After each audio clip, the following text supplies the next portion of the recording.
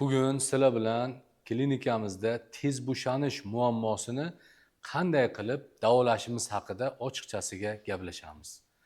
Assalomu alaykum, men ismim Ilyos Kamolov. 15 yildan beri jinsiy salomatlik bo'yicha faoliyat yuritib kelaman. Bugun sizlar bilan nasib bo'lsa, aynan tez bo'shanish muammosini sabablari nima, uni klinikamizda qanday qilib davolashimiz haqida batafsil gaplashamiz.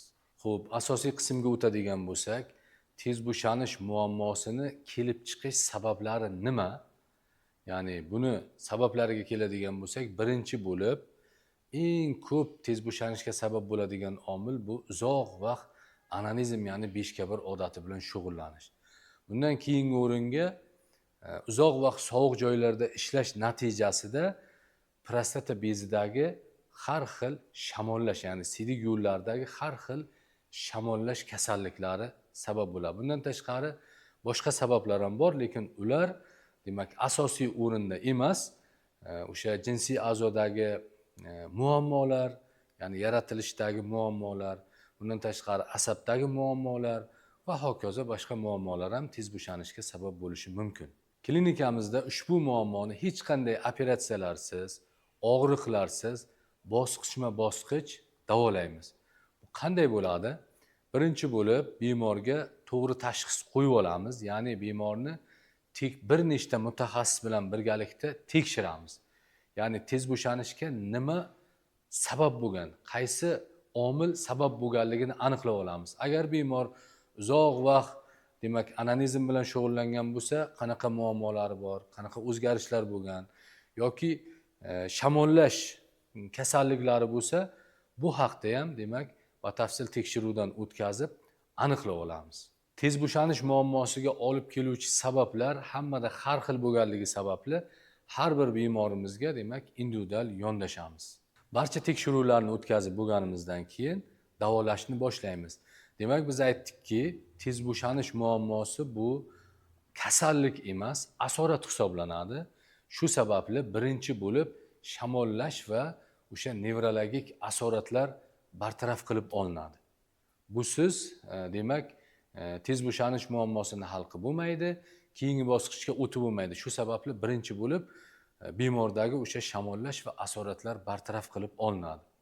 Undan keyin esa ikkinchi bosqich, ya'ni shamollash va asoratlar yo'qotilgandan keyin bemordagi jinsiy quvvat va jismoniy quvvatni oshirish ustida ishlaymiz.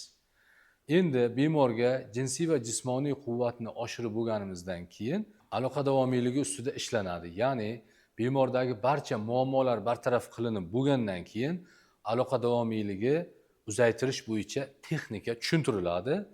Bemor demak o'zi xohlagancha aloqa davomiyligini uzaytirish darajasigacha chiqishiga yordam beramiz. Mana shu o'rinda savol tug'iladi. Ba'zilar xuddi shu davolash usulini uy sharoitida qilish mumkinmi deb savol berishadi. Endi biz aytdikki, tez bo'shanish bu asorat, nevrologik asorat, shamollashlar, bu muammolarni uy sharoitida juda ham qiyin bartaraf qilish. Ya'ni bir nechta mutaxassis bu muammoni bartaraf qilishga ishtirok etadi. Nevrolog bilan birgalikda ishlaymiz va fizioterapiya muolajalari qilinadi. Shu sababli bu muolajalar, kompleks muolajalarni uy sharoitida deyarli qilishni imkoniyati yo'q. Aynan mana shunday bemorlarimiz tekshiruvlardan o'tib, mutaxassislar bilan maslahat qilib, bosqichma-bosqich mana shunday yo'llar orqali davolanadigan bo'lsa, albatta ajoyib natijaga erishishi mumkin. Bemorlarimiz natijalari bilan bemalol ijtimoiy tarmoqlar orqali tanishishingiz mumkin. Hozir ham sizga ikkita mana shunday davolash usuli orqali davolanib, ajoyib natijaga erishgan bemorlarimizda demak odzivlarni bemalol eshitishingiz mumkin. Aka, natijasi zo'r bo'lgan. Siz o'rgatgan taktikalar asosida qilganman. Aloqa davomiyligi aka 10 minut, 5 minut, 10 minut o'zi normal ekan. 15 minutgacha ham bo'ldi. Unda qiynalib ketdim to'g'risi. Yoz payti edi, terlar chiqib ketdi banja.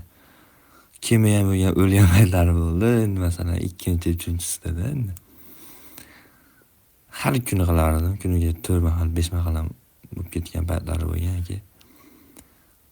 turmushga chiqqan paytlarim bo'lgan. Ayolim shunaqa nima deydi, bir u ham mana shunaqa tashlaydi shu narsaga. U ham xohlagan, men ham xohlaganman, shunaqa bo'lib. Lekin zo'r bo'lgan-ku. Muammo ham yo'q. O'zgarishlar ancha yaxshi. Mana birinchisi уже 10 minut. 10 minutlarga chiqdi. 10 minutdan ham ziyod ayrim vaqtlar bo'lyapti. Ancha aloqani nima boshqara olyapman o'zim.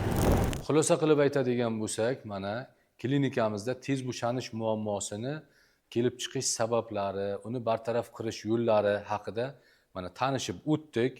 Demak, natija ko'rgan bemorlarimizni ham fikrlari bilan demak tanishdingiz.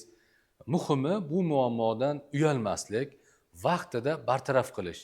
Ya'ni hal qilsa bo'ladigan muammo, shu sababli bu narsadan hech qanday uyalmasdan bemalol murojaat qilishlaring mumkin. Mana shu o'rinda davolanishni orqaga surib yuradigan ba'zi ukalarimizga tavsiya bermoqchimiz. Ya'ni ba'zilar hozir vaqtim yo'q, sharoitim yo'q deb davolanishni orqaga surib yoki kechiktirib davolanmay yurishadi.